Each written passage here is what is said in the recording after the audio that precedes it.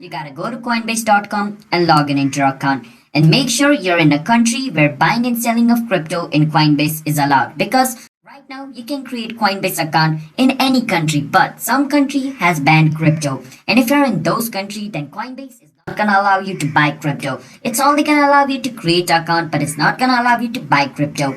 So if you think you're not able to buy crypto in Coinbase, then make sure your country has not banned crypto. Because if it has, then you can't do anything to fix it. So in my country, it is banned. So I can just create a Coinbase account like this. But once I click on buy and sell, and over here, as you guys can see, Coinbase does not currently support deposit in your country, which means that buying and selling of crypto in my, country is banned. So Coinbase is not supporting that because Coinbase is a centralized exchange. So you gotta follow the rule. So make sure it's not banned. And even if it is banned, the one way to access is to use a VPN and connect a VPN to a country like USA where like buying and selling of crypto is allowed, and you can do that and use your Coinbase account to buy crypto.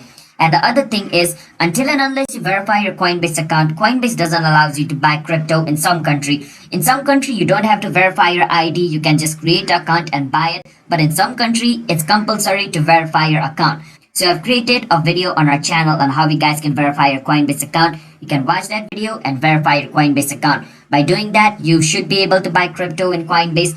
And let's say like in the past you could buy a crypto, but in a present Coinbase decided to remove that crypto from their platform and suspend buying and selling of that crypto in Coinbase account due to some legal reason, then the only way to fix that problem is to wait until Coinbase allows you to buy and sell that crypto again, because it's Coinbase. Until and unless they decide, you can't do anything. So the only thing you can do is wait. So if a coin gets delisted or if a coin gets suspended in Coinbase, the only thing you can do is wait. All right.